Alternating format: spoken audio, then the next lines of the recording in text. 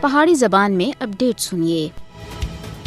مقبوضہ جموں کشمیر وچ کشمیریاں دے قتل عام دا نہ ختم ہونے والا سلسلہ جاری ہے۔ مودی حکومت علاقے وچ ماورا عدالت قتل دے ذریعے نوجوانوں کو منظم طریقے سے نشانہ بنا رہی ہے۔ بھارتی فوجیاں سن حال ہی وچ کولگام دے علاقے رڈونی وچ محاصرے اور تلاشی دی ایک کاروائی دے دوران 3 نوجوانوں کو شہید کر کے دیا ہے۔ فوجیاں سن آپریشن دے دوران ایک رہائشی مکان کو بھی تباہ کیتا ہے۔ مقبوضہ جموں کشمیر وچ صفاق بھارتی فوجیاں سن گزرے اپریل دے مہینے وچ 8 کشمیریوں کو شہید کیتا سا۔ مقبوضہ علاقے وچ 77 سالاں تھے بے گناہ کشمیریوں دا خون مسلسل ڈولیا جا رہا ہے۔ جنوری 1989 تے کین کے اپریل 2024 دے آخر تک مقبوضہ جموں کشمیر وچ 96,300 تے زیادہ کشمیری بھارتی فوجیاں دی گولیاں دا نشانہ بنے ہیں۔ کافی سارے کشمیریوں کو بھارتی فوجیاں سن جعلی مقابلہ اور گرفتاری دے بعد شہید کیتا ہے، کیونکہ بھارتی فوجی کشمیری نوجوانوں کو انہاں دے گھراں تھے اغوا کر کے انہاں کو مجاہدین یا مجاہد کارکن یا انہاں دے حمایتی قرار دینے تے بعد شہید کر دیں۔ مقبوضہ جموں کشمیر وچ معصوم بے گناہ کشمیریوں دا قتل علاقے